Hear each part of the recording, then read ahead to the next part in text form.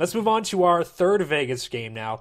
This is a game that kind of jumped off the page to me for a different way. That's the Los Angeles Rams at the New Orleans Saints. The over-under on this game is 45.5. Now, for league-wide, that's not bad. Like 45.5 is normal, but the lowest over-under at the Superdome the past 3 years is 47.5. This is a full 2 points lower than that mark. The over-under hasn't been below 47 there since 2011, and it hasn't been this low since 2010. So there were a couple of games there where the Saints defense is pretty good, so it had a lower over-under then, but ever since, 2011, it's just been massive over-unders, except for this game. If we look at this year, this is the first time the over-under for a game in New Orleans has been below 50.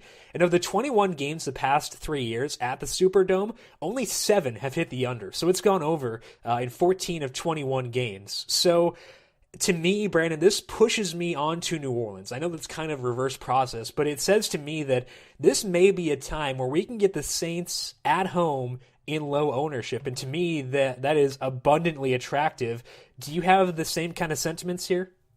Yeah, I really like the Saints overall. I don't like the Rams even a little bit. That'll become obvious. I think people might be looking at this like, oh, well, it's in New Orleans and the Saints defense is bad, but it's not really been the case. They have the second best run defense in the NFL since week 6.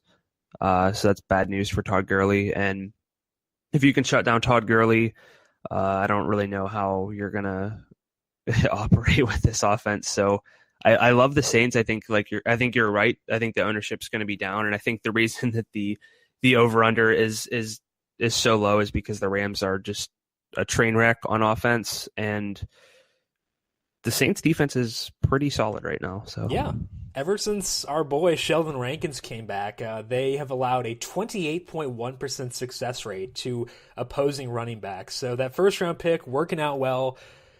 We could see a lot of Jared Goff on Sunday, for better or for worse. So, we'll see. Saints defense, maybe. But it's worth noting here that I was into Tim Hightower earlier this week, but Mark Ingram is practicing Wednesday. It sounds like he is out of concussion protocol.